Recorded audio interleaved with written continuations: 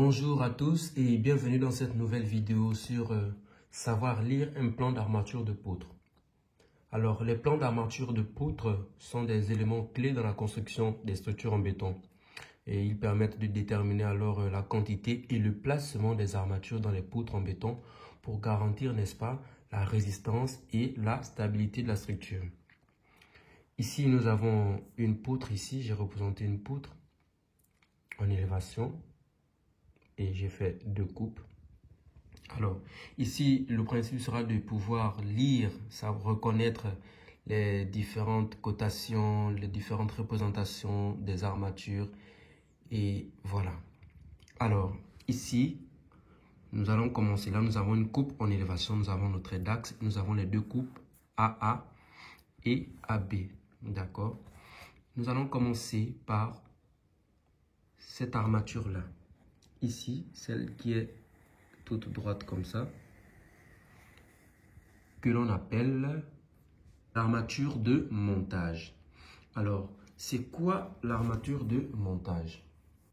L'armature de montage, cette armature-là que vous voyez ici, 3 H2 HA8 de longueur 4,84 m. Ici, c'est l'armature de montage. L'armature de montage sur une poutre, c'est généralement les éléments, donc c'est généralement l'armature de fixation utilisée pour attacher des équipements ou des structures supplémentaires à une poutre, comme par exemple une dalle. Cela peut inclure des crochets, des supports, des ancrages, des attaches, etc. Et donc, l'objectif de l'armature de montage est de pouvoir fournir une solution robuste et sûre pour attacher des charges lourdes à la poutre, sans endommager bien sûr la poutre ni compromettre sa capacité portante. Et donc, l'armature de montage, cette barre de fer-là, est souvent utilisée dans les applications industrielles ou commerciales pour installer des équipements lourds tels que des climatisations, des éclairages, des systèmes de câblage, etc. etc. D'accord? C'est ce qu'il faut savoir sur l'armature de montage que vous voyez ici, qui est à l'horizontale. On va voir ici une flèche qui indique numéro 3, 2HA8 longueur égale à 4,84 m. C'est une longueur, une armature droite longitudinale qui fait 4,84 m de longueur. Voilà. Et donc 2HA8, on sait tous que le 2 désigne le nombre de barres. Le HA, c'est la nuance d'acier et le 8, c'est le diamètre. Ensuite, ici, nous avons, n'est-ce pas, l'armature chapeau. Et donc, les armatures chapeau sont essentiellement ancrées dans la masse du béton du poteau.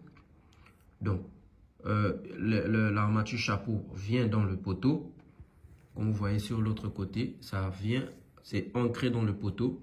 Pour pouvoir, vous savez que la poutre repose sur le poteau et donc, on doit maximiser les armatures dans ce niveau-là pour une meilleure résistance, d'accord? Et pour éviter les fissurations à ce niveau. Et donc, cette barre-là, ici, on est à ce niveau. C'est la barre droite. On va l'appeler barre droite. Alors, c'est quoi une barre droite? Une barre droite, ce sont des armatures simples et couramment utilisées dans les poutres, d'accord? Ce sont donc des barres d'acier solides, ici. Là. Ce sont donc des barres d'acier solides qui peuvent être coupées à n'importe quelle longueur. Comme vous voyez, normalement, toute la poutre, c'est de là à l'autre côté.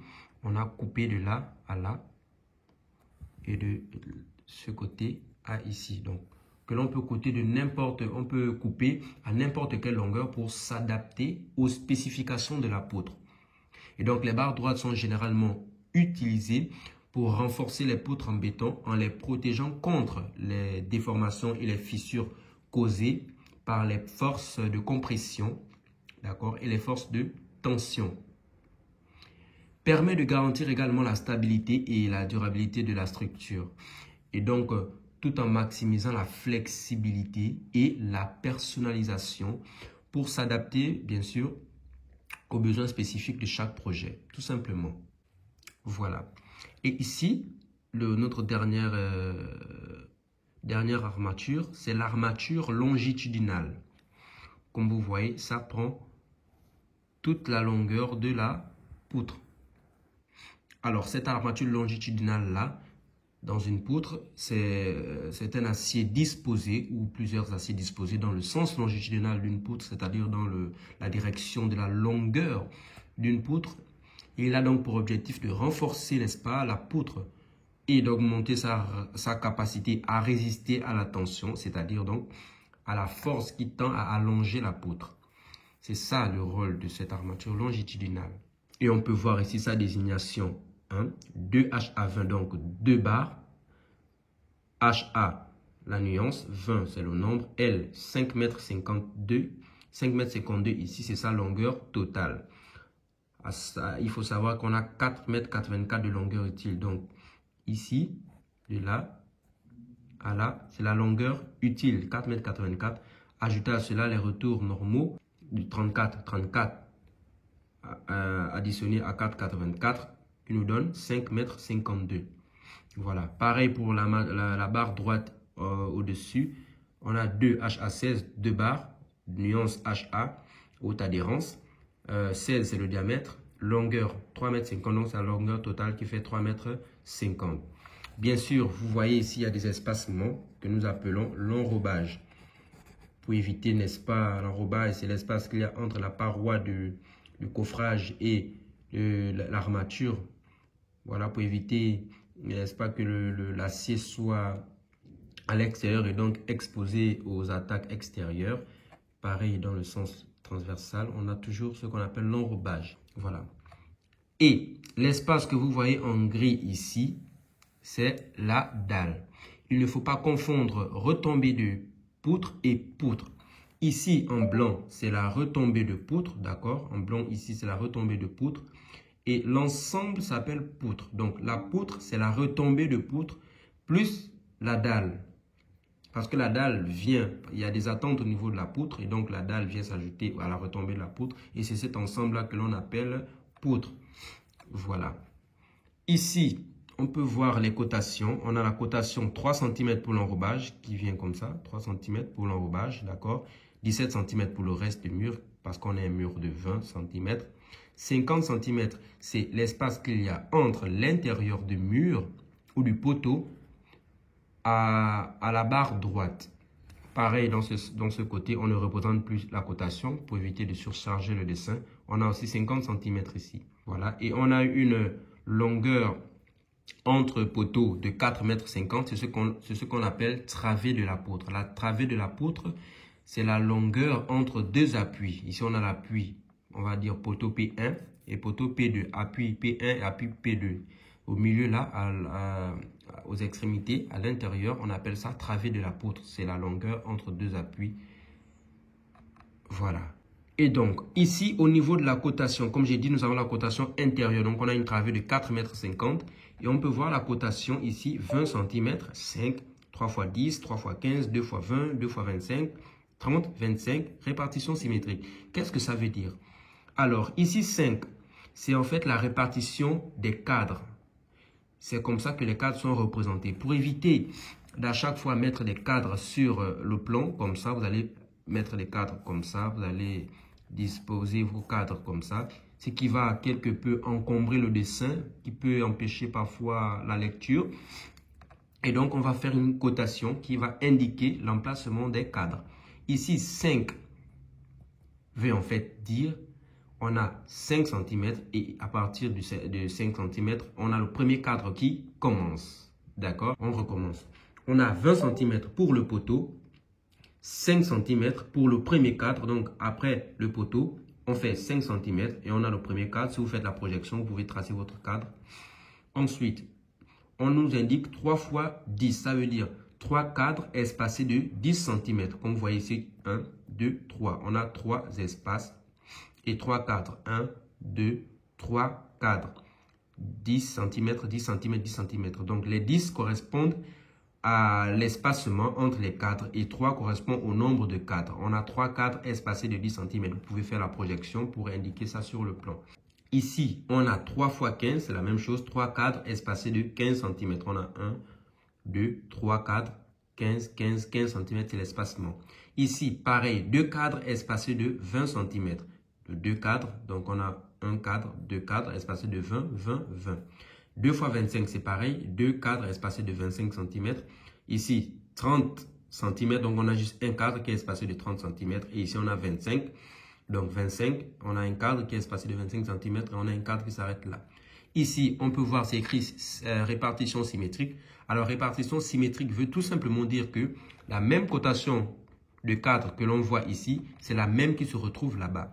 Pour éviter de surcharger le dessin de chiffres et autres, on va juste écrire répartition symétrique. D'accord? Pour indiquer que la même cotation, le même emplacement, la même disposition, elle est identique sur l'autre côté de la poutre. Bien. En ce qui concerne les coupes, donc on a la coupe AA, vous voyez, qui passe comme ça. Coupe AA là.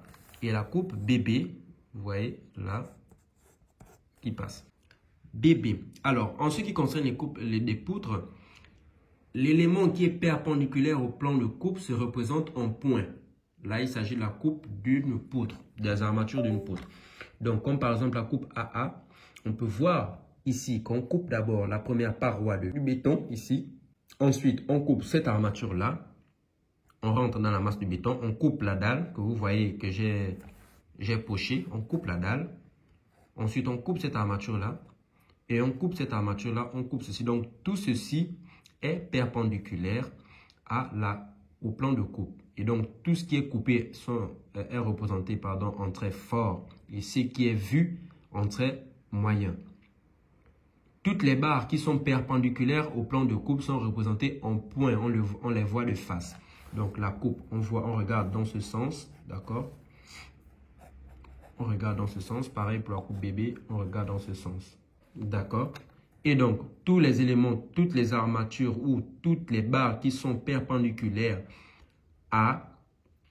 au plan de coupe sont représentées en points. D'accord? La coupe AA. On peut voir ici le cadre. On coupe la poutre, donc on voit forcément le cadre. On ne peut plus voir les barres longitudinales là. On va voir 2 points.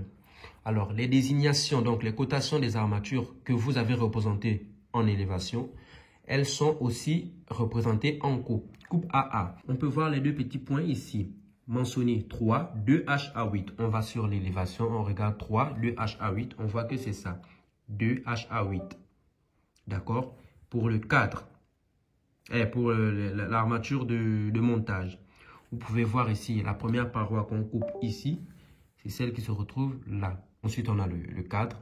Ensuite, on a l'armature de montage que nous avons bien repéré en haut.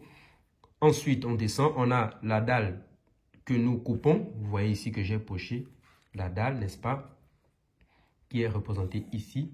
Ensuite, nous avons la retombée de poutre, le cadre qui fait de la retombée de poutre plus la dalle. Nous avons l'enrobage partout.